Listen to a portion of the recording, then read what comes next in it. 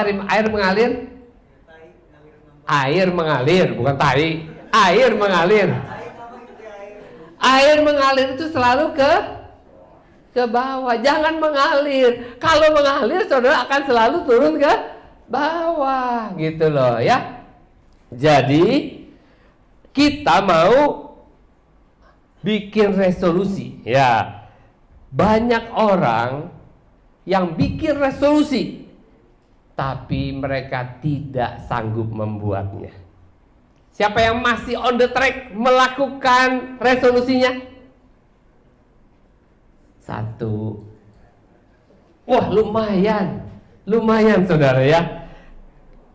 Kenapa saya tanya begini? Karena ada sebuah majalah, namanya majalah INC ya. Majalah ini dia mencatat bahwa dari semua orang yang dia survei itu resolusi itu hanya bertahan 17 hari saja setelah bulan berjalan. Jadi 17 Januari itu menurut hasil survei 91% orang yang buat resolusi berhenti melakukan resolusinya pada 17 hari. Makanya disebut the quitting day, yaitu hari Jumat minggu ketiga pasti semuanya sudah berhenti. 91%. Hanya 9% saja orang yang tetap konsisten melakukan resolusinya. Jadi kalau ada saudara yang tadi angkat tangan, saudara makhluk langka. Tepuk tangan dong. Dan kalau saudara gagal pada minggu ketiga, tanggal 17, saudara tidak perlu terlalu bersedih, bergembira, karena saudara banyak temannya. Tapi kalau saudara tidak berhasil melakukan resolusi saudara, berarti saudara tidak pernah berubah. Ya. Siapa di antara saudara yang berjanji bahwa saudara akan olahraga setiap hari, setiap minggu selama tahun 2024 ada? Oh, cuma 1, 2. Wah, lumayan lah, ada 4-5 orang. Siapa yang janji mau baca Alkitab selesai dari Kejadian sampai Wahyu dan tercapai maksudnya? Tahun ini on the track ya. Wah, puji Tuhan ya. Dan saya bisa tahu itu kenapa? Karena dari hasil survei Strava itu adalah suatu perusahaan yang kalau saudara punya handphone lah, saudara punya komputer, saudara punya jam, itu yang ada bikin rencana schedule olahraga itu loh ya. Nah, itu perusahaan yang buat itu yang mengkolek data dari orang-orang yang ikut program mereka. Itu rata-rata katanya cuma 9%. 90% gagal semuanya ya. Hanya 3 minggu saja. Nah, kalau saudara menginginkan atau mendambakan kehidupan yang lebih baik, salah satu langkah yang perlu saudara lakukan adalah mengatasi quitting day tadi. Mengatasi bagaimana supaya saudara tidak berhenti melakukan perubahan, melakukan resolusi itu. Dan untuk itulah saya mengajak saudara untuk membangun kehidupan yang lebih baik. Becoming a better you, ya, becoming a better you. Pertanyaannya, bagaimana caranya, Pak? Bagaimana caranya supaya saya tidak berhenti melakukan resolusi itu? Bagaimana saya bisa mengalami perubahan demi perubahan dalam kehidupan saya, supaya saya semakin naik dan tidak pernah turun, supaya saya tetap maju di dalam Tuhan? Untuk itu saya akan ajak saudara baca di dalam 1 Korintus pasal yang 15 ayat yang ke-8 sampai ayat yang ke-10. 1 Korintus 15 ayat yang ke-8 sampai ayat yang ke-10. Dalam ayat-ayat ini kita melihat si penulisnya, yaitu Rasul Paulus, dengan ilham Roh Kudus, bagaimana dia bisa mengalami perubahan-perubahan dalam hidupnya menjadi lebih baik. 1 1 Korintus 15 ayat 8 sampai 10, saya bacakan buat kita semua. Yang paling akhir dari semuanya, ia, maksudnya Yesus, menampakkan diri juga kepadaku, sama seperti anak yang lahir sebelum waktunya.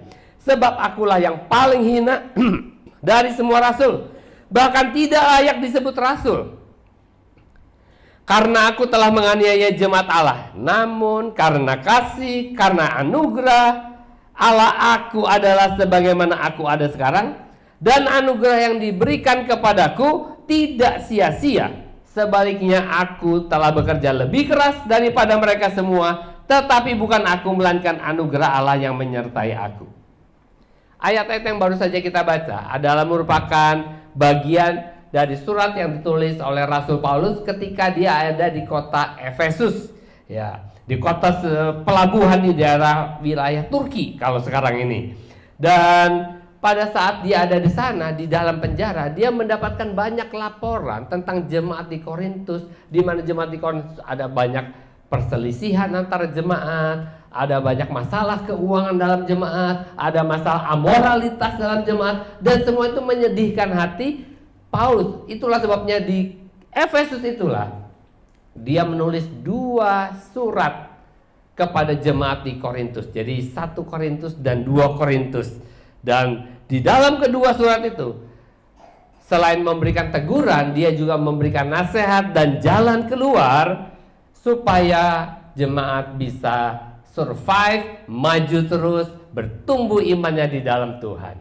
Kenapa? Karena Paulus juga mengalami hal yang sama. Karena Paulus juga sejak dia mengenal Kristus, hidupnya juga penuh dengan banyak pencobaan. Untuk itu dia tulis kesaksiannya di dalam Roma 7 ayat 21 dan 24. Dia bilang begini, Roma 7 21 sampai 24, demikianlah aku dapati hukum ini. Jika aku menghendaki berbuat apa yang baik, yang jahat ada padaku. Sebab di dalam batinku aku suka akan hukum Allah. Dalam batin dia suka. Tetapi di dalam anggota-anggota tubuhku aku melihat hukum lain yang berjuang melawan hukum akal budiku dan membuat aku menjadi tawanan hukum dosa yang ada di dalam anggota-anggota tubuhku. Aku manusia celaka, katanya. Siapakah yang akan melepaskan aku dari tubuh maut ini? Paulus bisa merasakan pergumulan yang dialami oleh orang-orang Korintus, yang dialami oleh saudara dan saya saat ini, karena dia juga mengalami hal yang sama. Kalau saudara tadi banyak yang quitting, ya, keluar dari resolusi, tidak mengalami perubahan, hidup mengalir saja, Paulus juga pernah mengalami hal yang sama. Dia bisa mengalami, dia bisa merasakan. Dan itulah sebabnya dia bersaksi kepada jemaat yang ada di Korintus, supaya jemaat Korintus mengalami perubahan. Ya, yang jadi pertanyaan, kenapa Paulus bisa survive? Banyak orang Kristen, termasuk saudara saya, seringkali kita gagal, stuck, berkepanjangan. Bagaimana? Apa rahasianya? Ya, kalau kita baca surat-suratnya Paulus, yang Paulus kritik, itu bukan resolusinya, ya, bukan target-target yang dibuat, bukan goal-goal yang di-set, bukan. Yang membuat Paulus yang menasehati kita itu adalah strateginya yang salah. Strateginya apa? Nah, saya mau kasih contoh yang simpel aja. Misalnya saudara punya goal mau olahraga 2 kali seminggu. Apa yang akan saudara lakukan? Karena saudara kepingin tidak gagal, langsung beli baju olahraga. Ya. Langsung daftar ke tempat gym, nge-gym, fitness, ya. Bayar untuk 1 tahun mungkin. Bayar 3 bulan supaya kalau nggak bayar sayang gitu. Dan saudara tetapkan hari apa, tanggal berapa, jam berapa. Saya tidak boleh bikin janji sama orang lain, saya mau olahraga. Bagus nggak? Semuanya bagus. Tapi kenapa banyak orang gagal di tengah jalan? Nah, strateginya kurang. Strategi apa yang kurang? Paulus maksudnya, itu menyarankan supaya kita menambahkan alasan spiritual di dalam resolusi kita. Menambahkan alasan rohani di dalam resolusi kita. Apa itu alasan rohani? Alasan rohani adalah tujuan Tuhan atas hidup kita. Jadi resolusi kita itu di dalamnya ada tujuan Tuhan di dalamnya. Jadi contohnya gimana? Supaya apa yang kita lakukan bukan hanya nampak di luar, tapi muncul dari dalam diri kita. Misalnya, seorang wanita ikut nge-gym, biasanya supaya apa? Pertama, supaya langsing, bukan sehat. Percayalah, wanita-wanita kalau nge-gym, pertama bukan untuk sehat, tapi untuk langsing. Supaya kelihatan seksi ya. Apalagi ada reuni SMA misalnya, sudah 20 tahun tidak ketemu, malu dong kalau kelihatan gendut. Maunya kelihatannya, Ersa tetap langsing ya, dari SMA sampai sekarang tetap langsing, Rita tetap langsing ya. Waduh, kalau dipuji gitu senang nggak? Berbunga-bunga. Ya, maunya begitu kan? Lihat aja, itu resolusi yang buat salah? Tidak salah, tidak salah. Tapi kita bisa ubah resolusi ini supaya pasti berhasil. Caranya gimana? Kita perlu bilang sama diri kita sendiri, tubuhku ini adalah bait Allah, bait Roh Kudus, tempat kediaman Allah di dalam roh. Aku tidak mau tubuhku ini mempermalukan Tuhan. Aku mau tubuhku ini dengan bentuk yang bagus, nama Tuhan dipermuliakan. Dengan kesehatan yang baik, nama Tuhan dipermuliakan. Dan kalau kita lakukan hal itu alasan rohani. Dan itu membuat Tuhan senang. Kenapa? Karena kita menjaga tubuh kita dengan motivasi yang benar, menambahkan alasan rohani di dalamnya ya.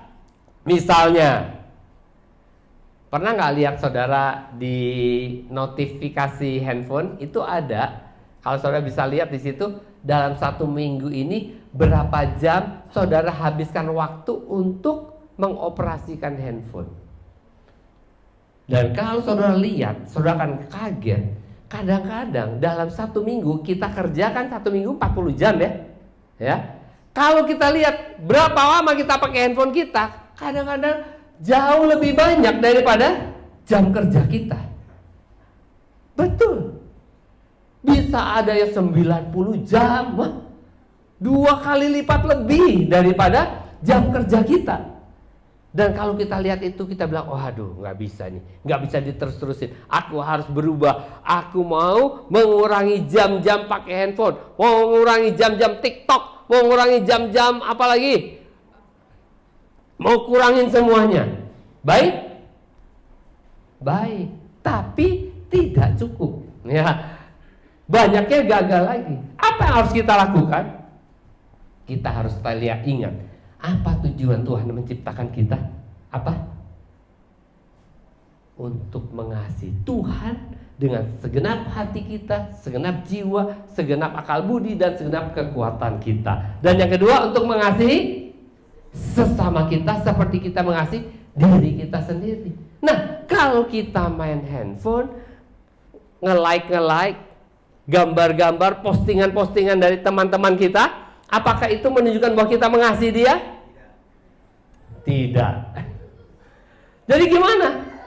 Jadi kita bilang, aku akan meluangkan waktuku untuk, jadi bukan mau berhenti handphone, tapi karena waktu-waktu ini mau aku pakai untuk mengasihi sesamaku, teman-temanku. Caranya gimana?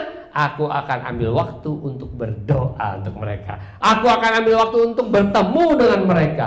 Dan itu akan otomatis mengurangi jam-jam kita di handphone kita, asik dengan handphone kita ya.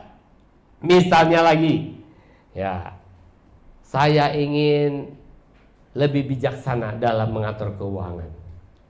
Kenapa? Mau bangkrut. Alasan yang baik kan kalau mengatur keuangan karena mau bangkrut, tapi ada alasan yang lebih baik. Kita bisa bilang sama Tuhan, sama diri kita, semua milikku adalah milik Tuhan, dari Tuhan. Dan karena dari Tuhan, aku mau kelola dengan lebih baik, dengan lebih bertanggung jawab. Supaya dengan keuanganku aku dapat memuliakan Tuhan. Bukan hanya bisa membayar semua tagihan, bukan hanya bisa membayar hutang-hutangku, tetapi aku bahkan bisa menjadi berkat buat pekerjaan Tuhan. Dan itu adalah alasan-alasan rohani yang kita bisa buat sepanjang tahun yang akan datang nanti. Supaya resolusi kita itu tidak berarti ada perubahan yang kontinu yang terjadi, karena perubahan itu sekarang didukung oleh Tuhan. Kita tidak bisa melakukannya seorang diri. Sebagus-bagusnya resolusi kita, kalau kita lakukan dengan kekuatan kita sendiri, saya percaya tidak bertahan lama. 91% orang bertahun-tahun itu sudah sebagai bukti nyata bahwa orang banyak gagal. Tetapi dengan melibatkan Tuhan, melibatkan tujuan Tuhan dalam kehidupan kita, ketika kita membuat resolusi-resolusi itu, membuat kita mengandalkan Tuhan dan Tuhan bekerja dalam kehidupan kita, akhirnya kita bisa melakukan resolusi kita dengan baik. Perubahan itu bukan hanya ada di dalam, tetapi kita resolusi itu melakukan transformasi rohani, transformasi spiritual terjadi dalam kehidupan kita. Waktu Paulus dia mengeluh di ayat yang tadi kita baca, manusia celaka aku, ya, bagaimana aku bisa melepaskan diri, katanya, dari tubuh maut ini, bagaimana? Dan Paulus waktu dia ngomong gitu, dia bilang puji Tuhan. Ayat sesudahnya dia bilang puji Tuhan. Kenapa puji Tuhan? Puji Tuhan karena bukan tanggung jawabku seorang diri untuk mengubah hidupku. Tanggung jawabnya bukan pada aku. Jawabannya bukan pada usahaku. Jawabannya ada pada Yesus. Coba kita baca ayat Roma 7 ayat ke-25. Dia bilang syukur kepada Allah oleh Yesus Kristus Tuhan kita. Ayat 24 dulu. Siapa yang akan melepaskan aku dari tubuh maut ini? Syukur kepada Allah oleh Yesus Kristus Tuhan kita. Jadi kita harus tahu hanya dengan Tuhan kita bisa mengalami perubahan. Itu yang disebut dengan transformasi rohani, transformasi spiritual. Dan itu memberikan kepada setiap kita pengharapan bahwa kalau tahun ini kita gagal, tahun depan kita tidak akan gagal lagi, karena kita menyerahkannya kepada Tuhan, sehingga kita bisa menjadi lebih baik, becoming a better you, ya, perubahan dalam seluruh aspek kehidupan kita, bukan hanya dalam resolusi-resolusi itu saja, tetapi seluruh kehidupan kita akan mengalami perubahan karena Tuhan dilibatkan. Sehingga secara jasmani kita lebih baik, secara rohani lebih baik, secara finansial lebih baik, hubungan dengan keluarga lebih baik, hubungan dengan pelayanan juga lebih baik, semuanya akan menjadi lebih baik. Dan dari 1 Korintus 15 ayat 8 sampai 10 yang kita baca tadi, kalau kita amati, Paulus sebenarnya bilang, untuk itulah kita perlu punya visi, perlu punya goal, visi yang jelas, visi yang bukan sekedar ecek-ecek, tapi visi yang besar. Karena kalau visi itu hanya kecil, kita tercapai atau tidak tercapai tidak merubah, tidak terlalu merubah kehidupan kita, kita juga malas mengejarnya. Apa visi? Seorang profesor di bidang leadership dan pastoral ministry namanya Aubrey Malphurs, dia berkata, vision is a clear and exciting picture of the future. Visi adalah gambaran yang jelas, yang menggairahkan tentang masa depan. Jadi kalau visi itu tidak besar, tidak jelas, dan tidak menggairahkan, itu bukan visi. Visi itu harus membuat hati kita kalau ingat itu kembali menyala-nyala, bergelora. Jangan sampai tidak tercapai. Jadi dengan visi yang baik, kondisi masa depan kita akan berubah dibandingkan dengan hari ini. Visi itu harus merubah masa depan. Dan itu yang membuat orang bergairah, rela berkorban untuk mencapainya. Semakin bernilai masa depan atau visi yang ada, semakin besar gairah orang untuk mencapainya. Visi itu akan semakin bernilai kalau di dalamnya ditambah dengan nilai-nilai rohani. Sama seperti apa yang kita buat resolusi tadi ya. Nah, dan kalau kita lihat di Alkitab, Tuhan ketika memanggil setiap orang memanggil datang kepada dia selalu kasih visi yang besar. Dan itu yang membuat orang-orang berani mati untuk Tuhan. Tetap mempercayai Tuhan apapun resikonya. Contoh yang pertama, ketika Tuhan memanggil Abraham keluar dari Ur Kasdim ke negeri yang akan ia tunjukkan kepada Abraham, dia berjanji akan membawa Abraham ke negeri yang berlimpah susu dan madunya. Dan itu akan merubah masa depan Abraham. Dan dia bilang, keturunanmu akan sangat banyak seperti bintang di langit dan pasir di laut. Dan Abraham yang sedang tidak punya anak dalam usia yang sudah cukup tua, itu membuat dia punya visi yang baru. Itulah sebabnya dia rela tinggalkan semua keluarganya, bangsanya, mengikuti Tuhan karena visi yang Tuhan berikan. Hal yang sama Tuhan lakukan ketika dia panggil Musa. Ketika dia panggil Musa meninggalkan Midian kembali ke Mesir, dia kasih Musa visi. Visinya apa?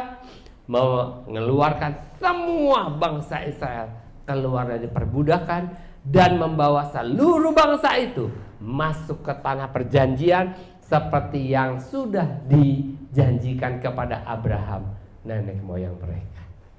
Dan itu yang membuat Musa, walaupun dia takut awalnya, dia akhirnya tetap memberanikan diri. Dan kita tahu Musa adalah salah satu nabi terbesar yang pernah ada di dalam bangsa Israel. Di perjanjian baru, Tuhan Yesus, dia memilih murid-muridnya, nelayan-nelayan yang tidak punya pengharapan, hanya hidup asal bisa hidup. Dan dia pilih dan dia bilang, aku akan jadikan kamu penjala manusia, bukan penjala ikan lagi. Kalau jual ikan aja bisa hidup, apalagi menjala manusia gitu. Dan yang terakhir, ketika dia panggil Paulus, dia lakukan hal yang sama ketika dia panggil Paulus. Padahal Paulus itu adalah seorang penganiaya jemaat. Dia yang memprakarsai pembunuhan terhadap Stefanus. Tapi ketika Tuhan memanggil Paulus dia mendapatkan satu visi yang besar, sehingga suatu hari ketika dia dihadapkan kepada seorang raja, ketika dia mau diadili, namanya Raja Agripa, dia bilang begini, saya bacakan dari Kisah Rasul 26 ayat 19. Sebab itu ya Raja Agripa, kepada penglihatan yang dari surga itu tidak pernah aku tidak taat. Dia bilang dengan penglihatan yang dia dapat dari surga, dari Tuhan Yesus sendiri, dia tidak akan pernah tidak taat. Dia akan selalu taat. Artinya dia rela korbankan hidupnya, apanya semua dia korbankan. Apa yang dulu dianggap baik, yang mulia, sekarang dianggap sampah. Karena pengenalan akan Kristus jauh lebih mulia dari semuanya. Dengan berkata seperti itu, Paulus bilang visi yang dia terima itu jauh lebih besar, dan itu merupakan titik tolak kenapa Paulus hidupnya mengalami perubahan dari penganiaya jemaat jadi rasul yang bukan hanya hidup biasa-biasa. Hidupnya dia bilang, aku bekerja keras lebih daripada semua rasul yang lain, sehingga dia bisa menuliskan lebih banyak firman Tuhan. Lebih dari 50% kitab perjanjian baru ditulis oleh Paulus. Jadi singkat kata, perubahan harus dimulai dengan adanya visi. Pertanyaannya, apakah saudara ingin mengalami perubahan dalam hidup saudara? Apakah saudara ingin mengalami perubahan? Apakah saudara punya visi? Apa visi yang Tuhan berikan kepada saudara untuk mengikuti Dia? Apakah visi itu menyangkut masa depan saudara, kesehatan saudara, keturunan saudara, kerohanian saudara? Kita perlu visi yang jelas. Dan kalau kita membawa visi itu kepada Tuhan, Tuhan akan taruh itu dalam hati kita, dan kita akan rela berkorban. Dan yang paling penting, ketika kita sudah dapat visi itu, kita harus punya niat yang kuat untuk melakukannya. Beserta dengan Tuhan tentunya, tapi perlu niatnya dari kita. Tuhan yang memampukan kita. Sama seperti satu hari ada seorang pematung seniman yang sangat terkenal. Satu hari dia melihat sebuah patung, sebuah batu pualam yang mau dibuang dari sebuah gereja katedral, gereja Katolik. Dan patung itu sudah 2 kali mau dipahat oleh dua orang pematung dan gagal, sehingga sudah cacat. Tapi pemuda ini yang masih umurnya 26 tahun, namanya Michelangelo, dia minta izin kepada katedral, namanya katedral Florence. Dia minta izin supaya batu itu tidak dibuang, karena dia bilang, aku akan mengeluarkan Daud dari batu itu. Dan ketika izin keluar, 3 tahun tanpa berhenti, dengan tekad yang bulat, dia buat patung Daud dari batu itu. Dan sampai hari ini belum ada karyanya dia yang lebih baik daripada karyanya patung Daud. Padahal dia punya banyak karya yang lain, tapi patung Daud itu menjadi masterpiece-nya dia. Kenapa? Karena dia punya niat. Dia punya banyak patung yang dia mau buat, setengah jalan berhenti. Tapi ketika dia punya niat, patung ini harus jadi, 3 tahun dia pahat jadi patung Daud. Dan patung ini menjadi salah satu karya seni terbaik di zaman Renaissance, ya. Kebanggaan kota Florence sampai sekarang. Dan dari catatan yang saya baca, hampir setiap hari ribuan orang datang untuk melihat patung Daud. Seperti apa sih? Orang percaya, orang non-Kristen juga kepengen lihat, karena itu merupakan sebuah karya seni yang begitu luar biasa.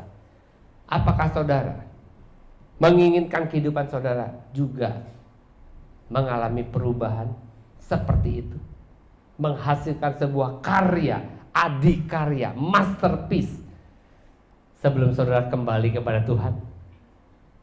Saya percaya Tuhan mati di atas kayu salib buat kita semua, bukan cuma sekedar supaya saudara hidup biasa-biasa, tapi Tuhan ingin setiap saudara menghasilkan masterpiece tertentu yang orang lain tidak bisa lakukan, hanya untuk saudara.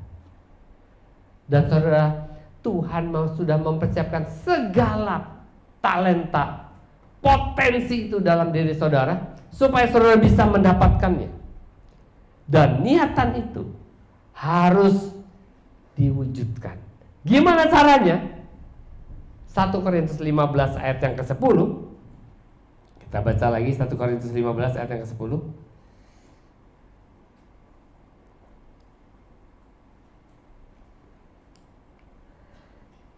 Dia bilang ini, dan anugerah yang diberikan kepadaku tidak sia-sia. Sebaliknya aku telah bekerja lebih keras daripada mereka semua. Tetapi bukan aku, melainkan anugerah Allah yang menyertai aku. Saudara, kita harus tahu, kita semua kalau bisa menghasilkan sebuah karya, itu semua memang butuh usaha dari pihak kita. Karena kita ini diciptakan dengan free will. Tetapi kalau kita hanya melakukannya dengan free will kita, dengan usaha kita, maka usaha itu hanya biasa-biasa. Jadi mungkin jadi, tapi biasa-biasa. Tapi Daud berkata, bersama dengan Tuhan kita akan lakukan perkara-perkara yang gagah perkasa. Kalau kita bisnis dan bisnisnya bersama dengan Tuhan, maka bisnis kita akan mungkin bukan besarnya, tetapi memberkati banyak orang, menginspirasi banyak orang. Apa saja yang kita kerjakan, Tuhan akan buat berhasil. Mazmur 1 ayat 3 berkata. Kenapa? Karena ada Tuhan di balik semuanya itu.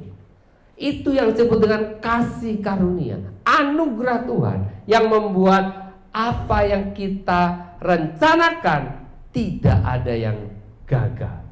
Tuhan kepingin kita di tahun ini menghasilkan, di tahun depan menghasilkan karya yang masterpiece dalam kehidupan kita di tahun depan. Dipersiapkan dari sekarang, masih ada waktu 3 bulan.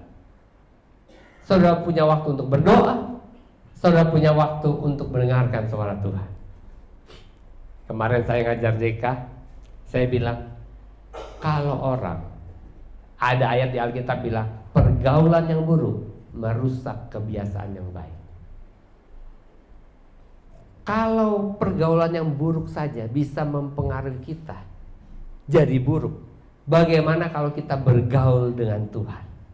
Kalau kita bergaul dengan Tuhan, pasti kata-kata kita, kalau kita sering dengar perkataan Tuhan, maka kita kata-kata yang keluar juga mirip dengan perkataan Tuhan.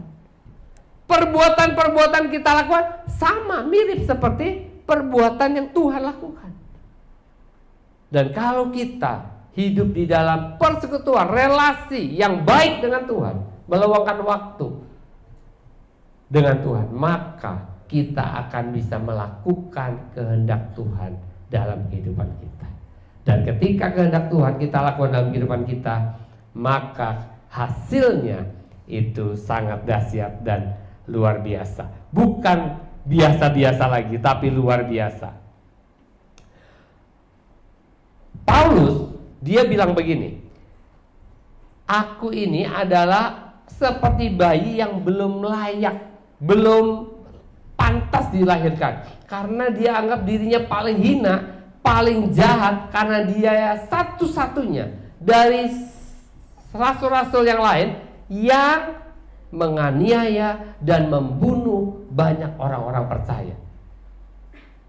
Dia merasa tidak layak, tapi karena dia sadar dia tidak layak, dia semakin sungguh-sungguh ikut Tuhan. Dan karena dia semakin sungguh-sungguh ikut Tuhan, dia lebih produktif daripada semua rasul yang lain. Mungkin saudara masih baru jadi Kristen. Mungkin saudara orang yang pendidikannya rendah. Mungkin saudara tidak punya modal, talenta sedikit. Tapi justru karena itu, justru karena saudara punya banyak kendala, punya banyak kekurangan, sama seperti Paulus, mari kita mendekat kepada Tuhan lebih daripada yang lain. Dan kalau kita mendekat kepada Tuhan, maka Tuhan akan buktikan kepada kita dan kepada dunia bahwa setiap orang yang datang mendekat sungguh-sungguh kepada Tuhan, dialah yang dipakai Tuhan secara luar biasa. Bukan karena talentanya, bukan karena potensinya, tetapi karena ada Tuhan di dalam hidupnya. Pertanyaannya, apakah visi tentang kehidupan yang lebih baik dalam diri saudara tadi telah saudara bawa kepada Tuhan? Sudah saudara wujudkan dalam tindakan? Kalau tidak, maka visi tadi akan menjadi visi yang sia-sia. Untuk mengalami perubahan hidup secara utuh, bukan sekedar dalam hal jasmani, bukan hanya dalam pengetahuan, kita membutuhkan transformasi, perubahan dalam hati kita, perubahan yang dari dalam, dan itu hanya bisa dilakukan oleh Tuhan. Kita tidak bisa merubah diri kita, tidak bisa merubah di dalam diri kita. Yang bisa merubah hanya Tuhan. Saya kepingin setiap kita seperti yang John Piper katakan. John Piper, dia seorang teolog. Dalam bukunya yang berjudul Pleasures of God, dia bilang begini: grace as the enabling power of His work, it is not only the power of His power. Kalimat yang diterjemahkan bebas artinya gini: Paulus menggambarkan anugerah itu sebagai kuasa yang memampukan dia untuk bekerja lebih keras daripada semua rasul-rasul yang lain. Jadi kasih karunia yang saudara terima itu bukan berarti kalau kita dapat kasih karunia kita tidak lakukan apa-apa. Banyak orang bilang, oh kita diselamatkan karena anugerah kasih karunia, berarti kita tidak perlu kerjakan apa-apa. Tapi Paulus, dia berkata bahwa anugerah yang dia terima itu memampukan dia untuk bekerja lebih keras daripada semua rasul-rasul yang lain. Kalau saudara terima anugerah dari Tuhan, saudara akan bisa melayani Tuhan lebih sungguh-sungguh. Kalau saudara terima anugerah dari Tuhan, saudara akan bisa punya waktu, atur waktu untuk berdoa lebih banyak. Saudara akan bisa baca Alkitab lebih banyak. Saudara bisa mengerti firman Tuhan lebih banyak. Kalau saudara terima anugerah dari Tuhan, mari kita minta anugerah itu bekerja dengan kuat dalam diri kita, dan sebagai buktinya kita bisa bekerja lebih keras daripada semua orang. Sama seperti saudara tahu dongkrak mobil, ya.